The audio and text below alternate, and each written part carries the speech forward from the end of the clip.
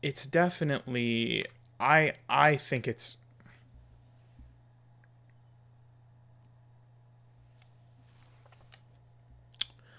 well, Lance Lynn was perfect through 7 1/3 inning. 7 1/3 innings. And then, boop, 1-run blast. I was about to literally whiz my trousers. I was about to literally quit the game and quit this and probably just like, crawl to another section of my basement and cry for a couple hours if Lance Lynn gave up 2 home runs after 7 1/3 perfect innings. I think my guess would be that Biden will be a little more forgiving on concessions than, forgiving is not the right word, but will be a little bit more lenient about concessions than Ben is leading on here.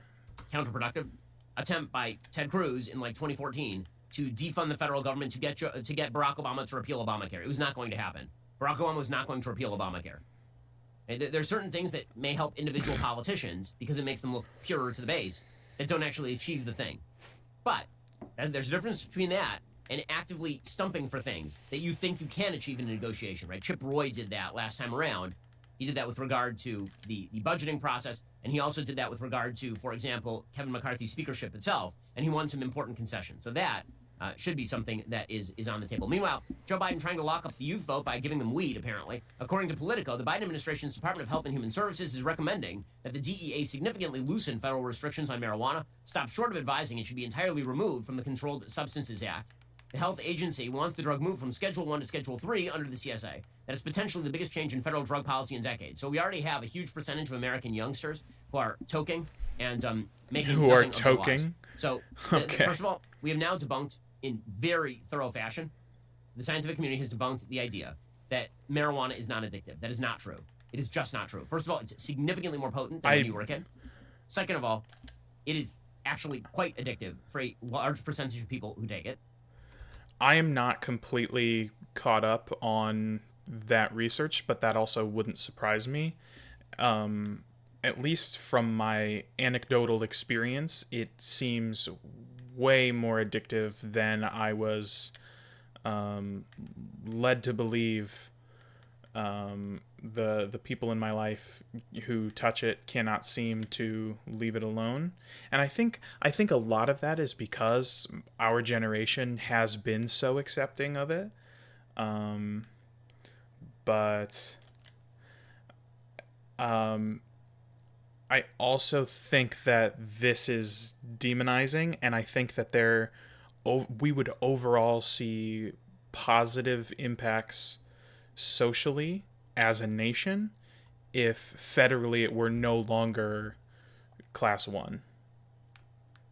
Is it really class 1? For some reason I was under the impression that drug scheduling by the FDA, it is the FDA, right, or is it the DEA? He just said it and I don't remember.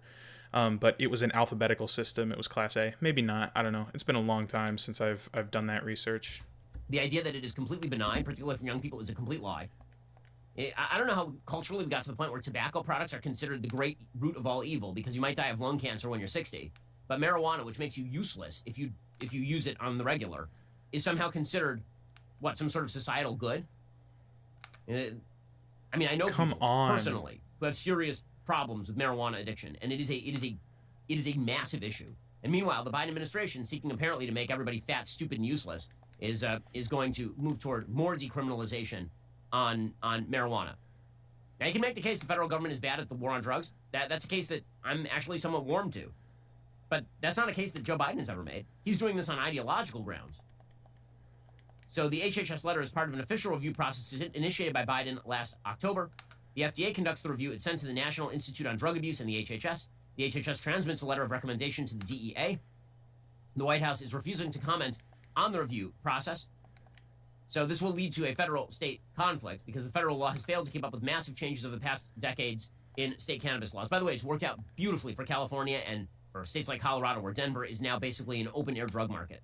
So things are just working out absolutely beautifully. Decriminalization of marijuana, it might have been an idea that was humorable for a time, but the effects of it have been pretty bad.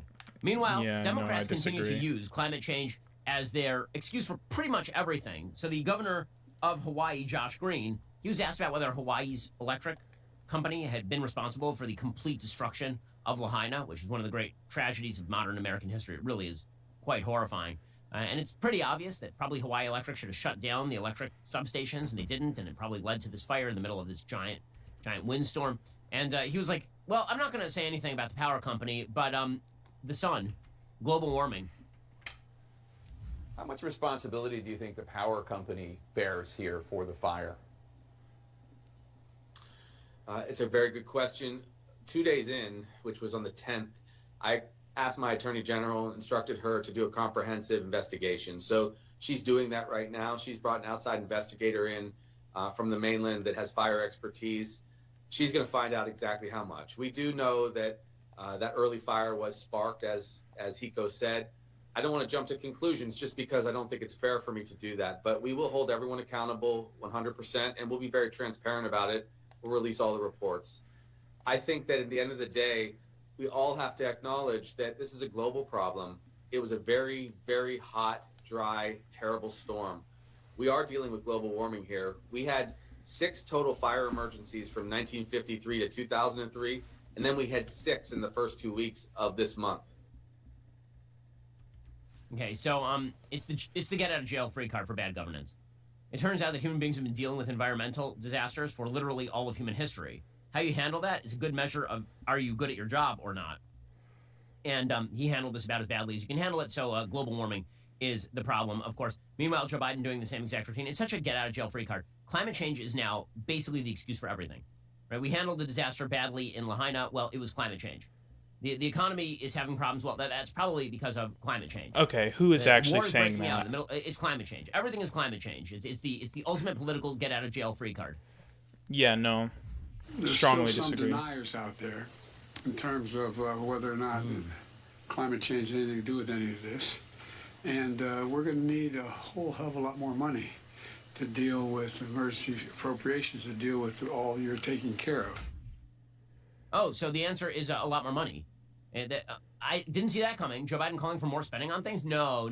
By the way, the notion that hurricanes are dramatically created by the global warming issue, that data is not particularly clear. As Bjorn Lomborg points out, Atlantic hurricanes are not becoming more frequent. The frequency of hurricanes making landfall in the continental United States has declined slightly since 1900. Airplanes and satellites have dramatically increased the number of storms scientists can spot at sea, which is why the frequency of landfall hurricanes, reliably documented back to 1900, is better stat than the total number of Atlantic hurricanes. There aren't more powerful hurricanes either. The frequency of Cat 3 and above hurricanes making landfall since 1900 is trending slightly down. I would like to do hurricanes getting stronger. A study in the Journal of Nature research found into that that increases are not part of particular a century scale statistic. increase, but a recovery from a deep minimum. So like the extent of my knowledge with climate change is that I have a pretty good understanding of the greenhouse effect and the evidence that supports that the greenhouse effect leads to a rise in average global temperatures very slowly over a long period of time, and that will result in, or that we think that will result in, more frequent and also more violent tropical storms and hurricanes.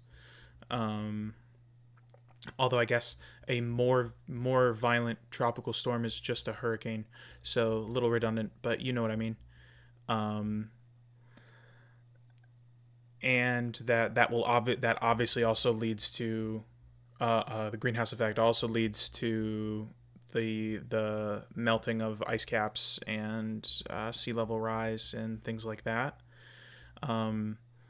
But I have not researched into the specifics of why we think that rising global temperatures will lead to the increased storms. I just know that is I have a deep enough understanding of the cause and immediate effect of the greenhouse effect, but I have not dove. Me no do dives. Me no have done dives into the specifics about, things like that.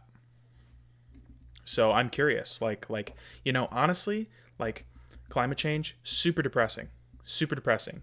It is my understanding that we are currently on a track that will lead to at least 200 million people dying as a direct result of climate change in the next 100 years, I think. And that more than 1 billion people are going to be displaced. And that's if we're carbon neutral by 2060 or 2070 or something like that, which is my understanding. The last time I did research on this was at Christmas time last year, so my numbers might be a little off. But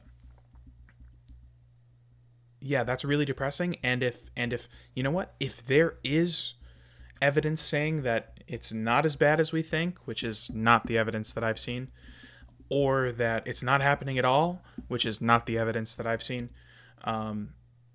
I would love to be proven wrong, because this is a real heavy weight that just floats in the ether and will just invade my mind sometimes. It's very not fun. Not fun. In the 60s through the 80s. So, yeah, it's once again, it comes down to governance and ability to govern. Okay, time for some things I like and some things that I hate. So, today I begin with a thing that I hate, because this is legitimately one of the dumbest takes I've ever heard in my entire life. Here it is. It comes courtesy of Farhad Manjoo of the New York Times, who is a reliable source for some of the dumbest stuff you ever heard. Kia and Hyundai helped enable a crime wave. They should pay for it. What? Wait, you ask. Are Kia and Hyundai hiring gangs of criminals to steal each other's vehicles? No, that's not what they did. Apparently, they just didn't take enough precautions to prevent people from stealing their vehicles. I'm not kidding. This is his case. In a recent analysis of data from 37 American cities, the Council on Criminal Justice, a nonpartisan think tank, suggested a hopeful trend. The pandemic-era spike in crime may have peaked. The homicide rate has dropped significantly over the last year based on data from 30 American cities.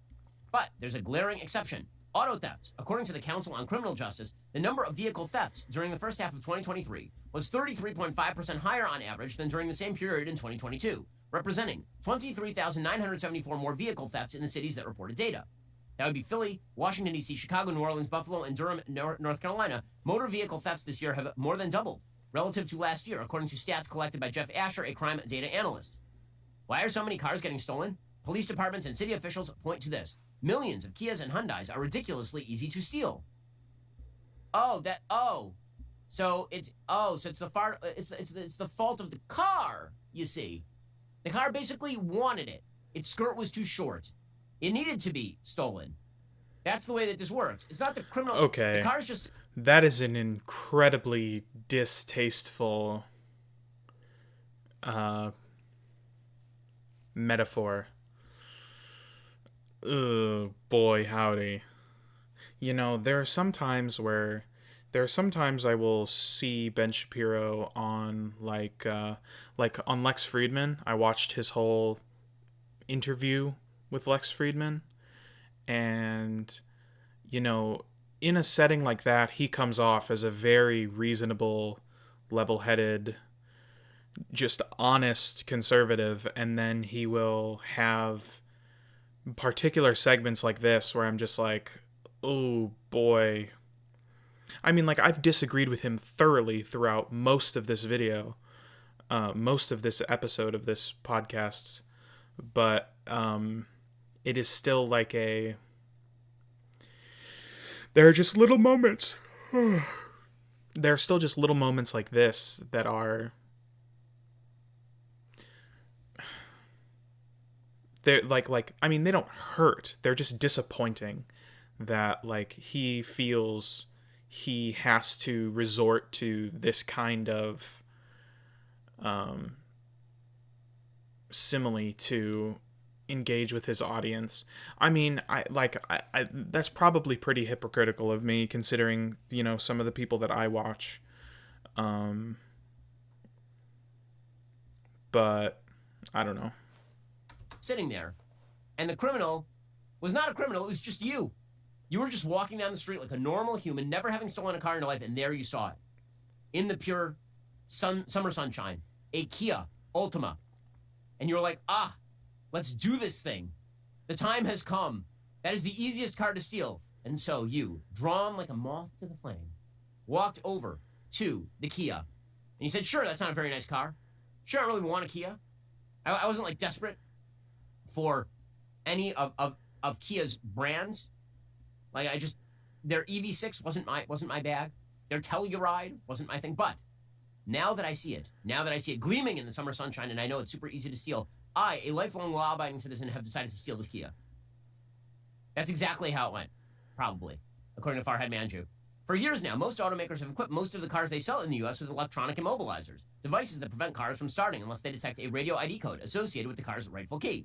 But Hyundai and Kia, which come under the same South Korean conglomerate, did not install this basic device in somewhere around 9 million cars sold between 2011 and 2022. A couple of years ago, videos showing how to hotwire the vulnerable cars began to pop up online. Without going into details, the hack involves jamming a small object into the car's starter and turning it as if it were a key. One perfectly shaped tool for the job is readily available, a USB plug. I'm glad that Farhad Manjoo is now explaining to people how to steal a car. This is great. That is a pretty good point. Okay. So like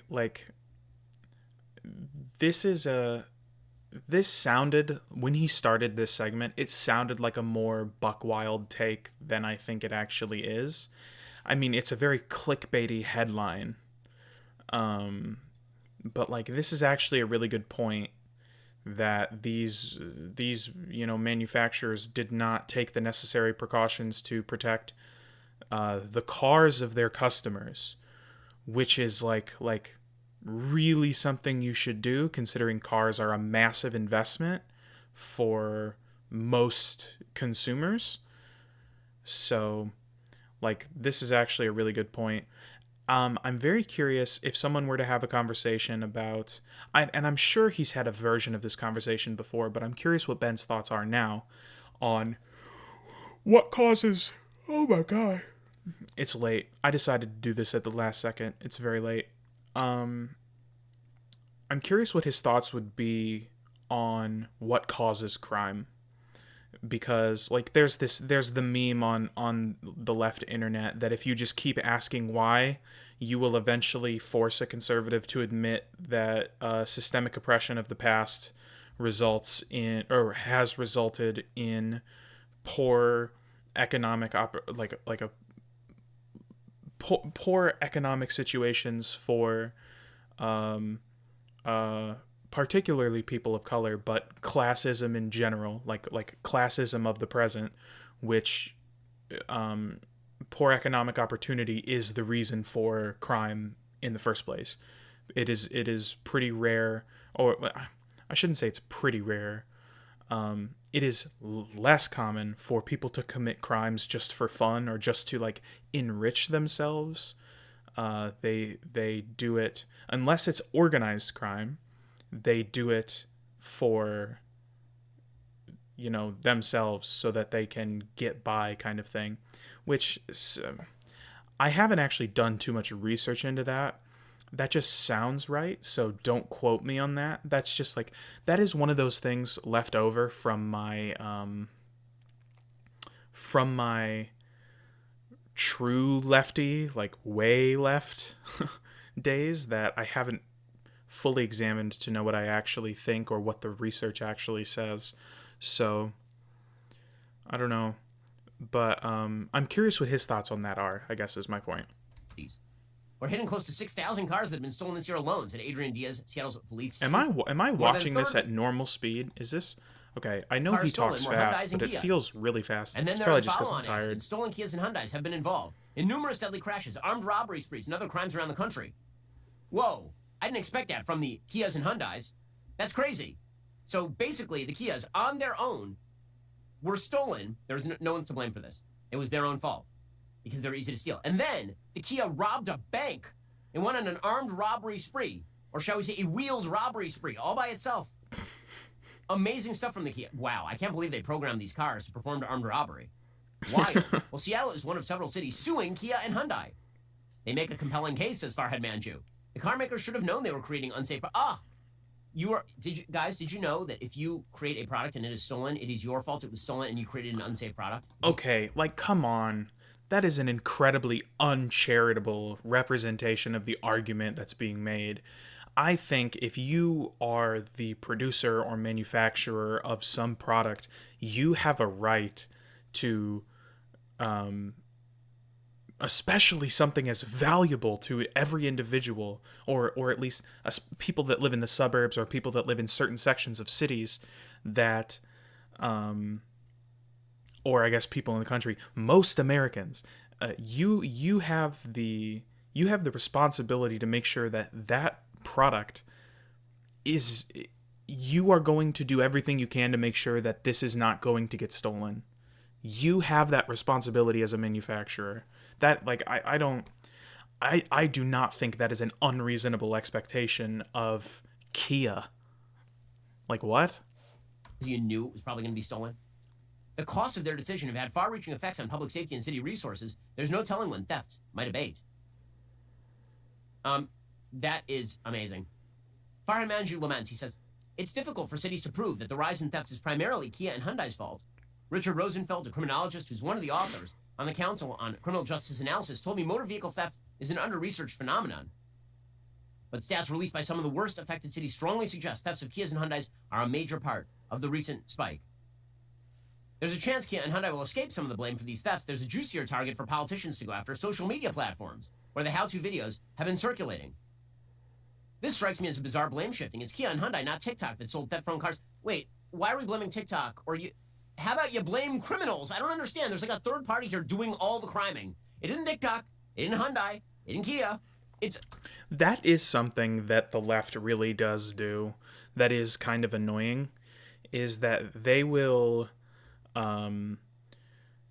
essentially... And what's interesting is that they almost do it in the way that conservatives will play devil's advocate, because that's essentially what they're doing, is playing devil's advocate. Like they remove, or they do so much. They try to add so much context to a situation like this that they remove any responsibility from the criminal. That is a really good point. But Benny Boy is making it very emphatically, and it's definitely not heavy-handed or repetitive in any way. The criminals! Like, these people are so stupid. This is like the stupidest take I've ever heard. Well, there was the knife. It was sitting there in plain sight, and you were just drawn to it. You couldn't stop yourself, and so you stabbed your friend in the eyeball. Probably we should sue the knife manufacturer, or alternatively, the YouTube video where you learned that knives stab things.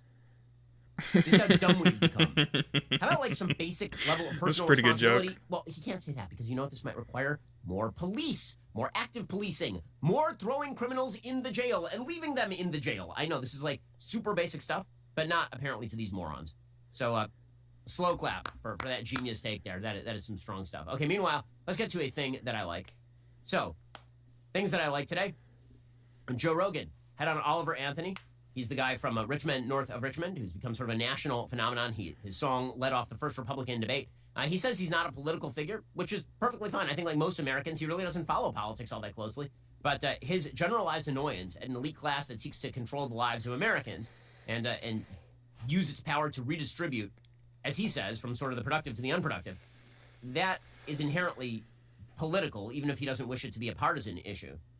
Well, it was fascinating to watch him on Rogan, because as a sort of blue-collar dude, he was able to say some things to Joe that a lot of people need to hear. Now, I've quoted the Bible to my friend Joe Rogan before. It has, I think, a different impact when it comes from Oliver Anthony. Here was Oliver Anthony on with Joe Rogan yesterday.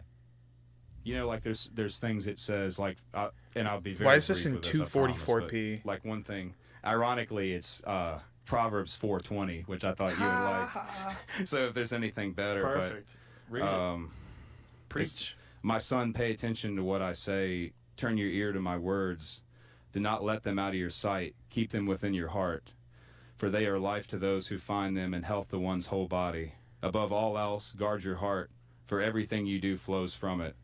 Keep your mouth free from perversity. Keep corrupt talk far from your lips. Let your eyes look straight ahead.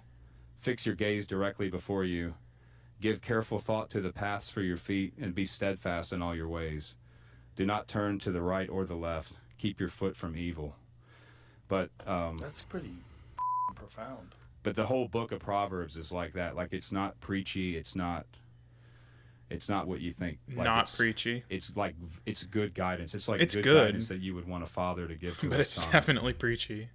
Good for Oliver Anthony. Again, this is the part of he American seems like life, a nice guy. and he tells his story, by the way, and his story is really fascinating because he I basically haven't says that seen too much of him, though. He was involved in drug use, and he was involved in alcohol use, and he was basically falling apart and near suicide. And then he discovered religion, and just like a lot of other people who have discovered religion over the course of religious history, he then found inspiration there, and within 6 months, he was writing songs that people wanted to hear. And basically his song is a plea for leave me alone and personal responsibility. That's really what it is. Like, let these people not bother me and let me live my life in consonance with walking in the ways of God. This is the way that America used to work. And the fact that it is kind of incredible how basic messages, like, I'm sorry, like the book of Proverbs is kind of an old book. And it's familiar to many of us. I mean, it's Mishlei in Hebrew. Like, it's been around for several thousand years. And the fact that it used to be, like, the sentences that Oliver Anthony is reading there, these used to be the kinds of sentences that pretty much everybody in America had at the tip of their tongue. You could basically quote the book of Deuteronomy, and it would be a common point of reference, in the same way that in Britain, you could quote Shakespeare, and it was a common point of reference. The Bible was the text that everybody used for literally centuries. The text that was, for many people, the only text they knew was the Bible. There is a reason why the most printed book in human history is the Bible. And now, if you speak to like a regular person on the street and you quote the Bible, they don't know a damn thing about it. And that's a real problem. Because the Bible does carry with it a set of values. It is not just a bunch of vague standards that are unimplementable in your daily life. That is something. There are a handful of things about religion that I really wish we could keep while throwing everything else out. Well, not necessarily everything else, but like that the more secular areas of society could somehow still keep. I think there is something really valuable to having a meeting place where people of the community come together and discuss basic moral values and talk about the events of the week, and they can, grab a coffee or eat a couple donuts afterward and, build that sense of community that I feel like, especially since COVID, but even since the internet really started taking off, has kind of just been eaten away. I think that's a really important thing. And this is another thing, is that like, there is no frame, like societal frame of reference for wisdom like that. Like I am not a religious person. But I haven't read the whole Bible, but I've definitely read all four Gospels, and I've read huge chunks of the Old Testament. And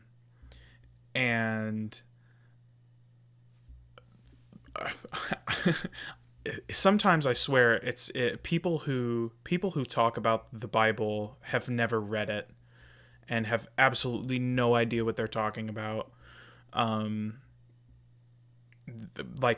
Or they will only cite the obviously abhorrent stuff, but they won't talk about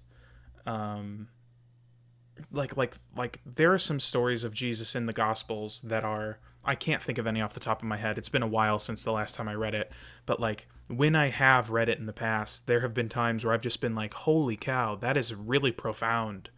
And it's so simply worded in a way that anyone can understand, like whether or not you believe in the, this is going to sound derogatory, but I promise I don't mean it this way, the mythology of Christianity.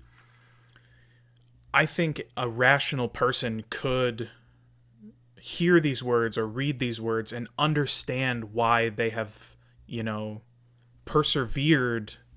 I mean, approaching plural millennia, I mean, I can't remember the specific timeline, but it's my understanding that the last of the four main gospels was written in like 300 AD, give or take. Maybe it was as late as 600, but it definitely wasn't later.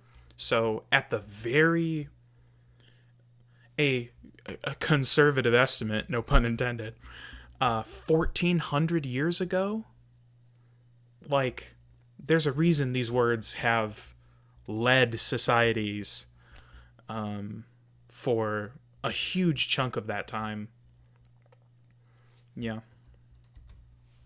As it says in the book of Deuteronomy, it is not far from you, it is close to you, in your mouth, right? I mean, like this, the basic notion that the morality of the Bible is available to everyone, and that it's actually fairly understandable and fairly clear, and that provides a basic guide to life. Like, this was the thing that fell away in favor of this notion that you can define your own value system and that just follow your stars, follow what you feel in your heart, follow that is not what the Bible is saying. That's not. I wonder if Ben is actually a Bible simp, or if he, because I mean, he's Jewish, right? And I wonder if he's actually a Bible simp in his personal life, if he actually sees the Bible as like some sort of spiritual successor to Judaism. Again, no pun intended. Or if he did a bunch of research on it, maybe he has similar feelings about it that I have, but he plays it up because he markets to a Christian audience. I'm curious or a Christian demographic, whatever. I mean, he would never answer that. He would never be in a situation where he would answer that kind of question honestly, but it's something I am curious about. What? Maybe he would answer it honestly, but it would be difficult to trust his answer unless he gave the latter of my answers. Proverbs is saying. And Oliver Anthony, when he moved from living in one way to a biblical way of living, improved his life fairly dramatically. The Bible is still the greatest self-help book ever written because it isn't about you. The whole point of self-help is that it really isn't about you. It's about you orienting outside yourself. You can't help yourself. If you're oriented toward yourself, you're the problem. Right? We live in a society where you're not allowed to say to people that they are the problem with their own life. But the truth is 95% of the problems in your life are you problems. Meaning that they're problems that you can solve or that you have to handle, and that in handling, your life gets better. That doesn't mean that horrible things don't happen to people financially, health-wise. Of course horrible things happen to people. But the only way that you can solve those kind of problems in your life, I don't mean fixing the external circumstance, is by how you approach that problem. This is a point that Viktor Frankl makes even with regard to the Holocaust. He says, even when you are put in literally the worst situation that a human being can put into, it is your measure of autonomy in dealing with that situation that makes you a human being.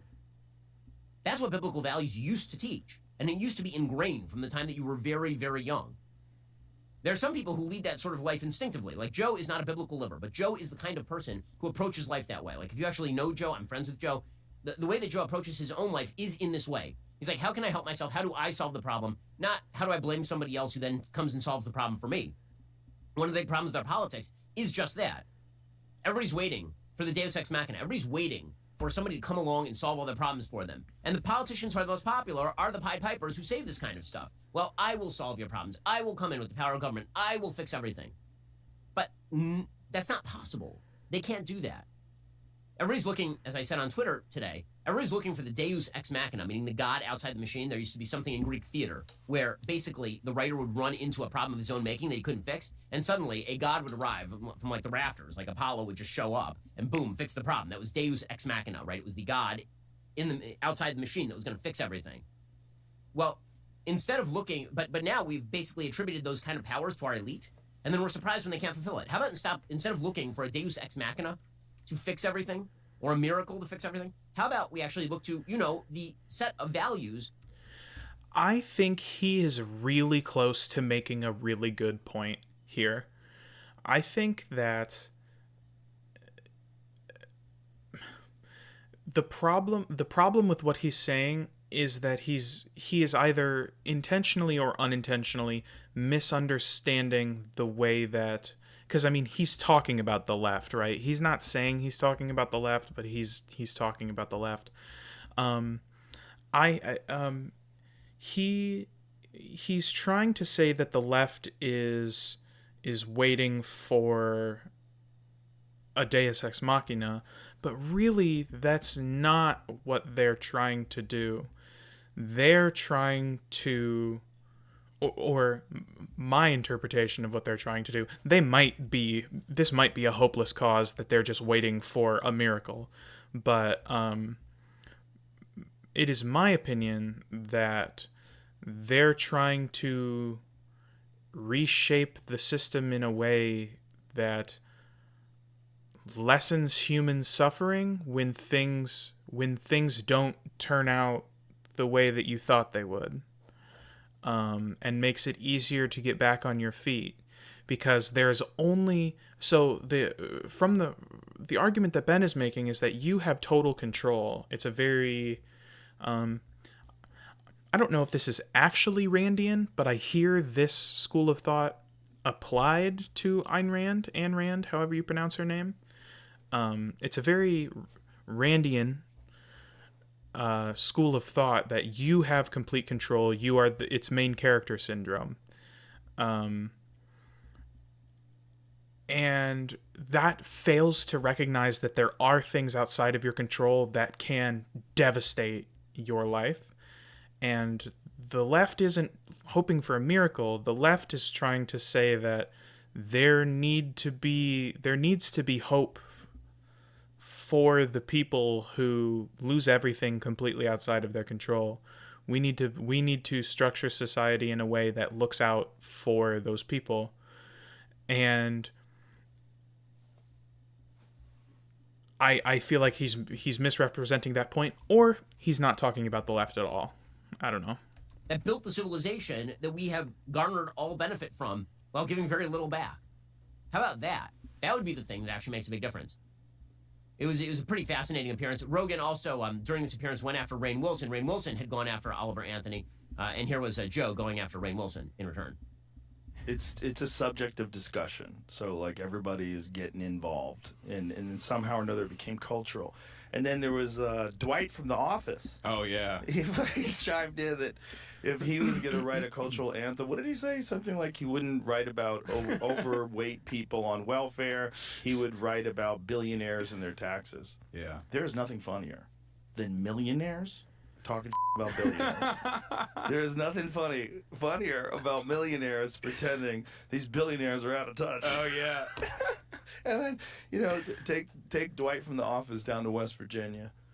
Take him through those coal mining countries. Take him through those places in Appalachia where people have extreme poverty. And pills have ravished those areas. Take him through there. I mean, he's not wrong about any of that. But the key there is that if you don't want to talk down to people if you're Rainn Wilson, you don't want to talk down to people who are living in Appalachia in poverty, then don't talk down to them. Meaning, they are human beings with equal worth and equal merit in God's view, as just human beings. They're going to have to earn. They're going to have to earn, their good in front of God. But the idea that they are of equal godly worth, that of course is basic biblical value, which also means they have equal responsibility. So, I missed his last few sentences because I've been thinking about if I wanted to respond to the Rainn Wilson stuff. I do think there is quite a big difference from someone having $50 million and $50 billion. I think there's a big difference between someone having $1 billion and someone having $250 billion of net worth. I understand that that's not, Bezos doesn't have $250 billion, but yeah, having that amount of power.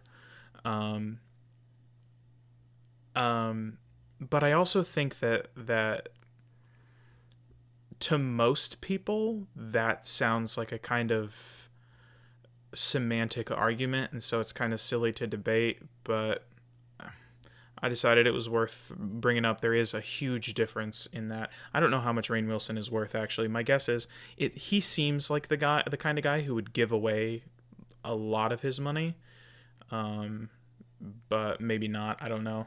I'm completely guessing.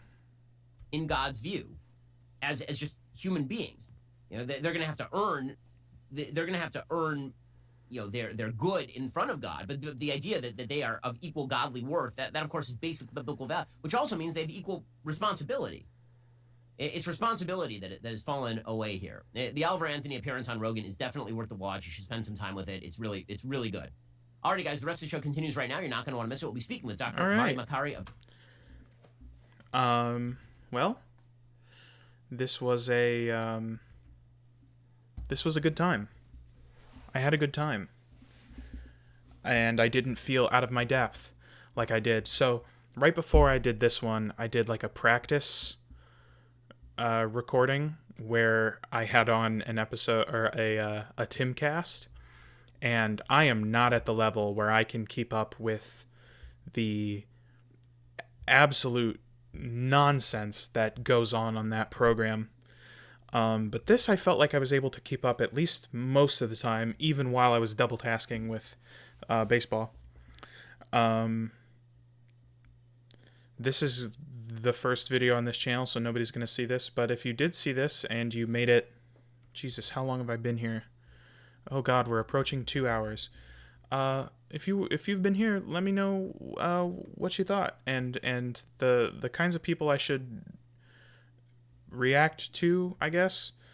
Have a one-way discussion with next time. Again, I had a good time, and I will do this again soon. I am King Chowder, and I will talk to you all in the future, probably. All right.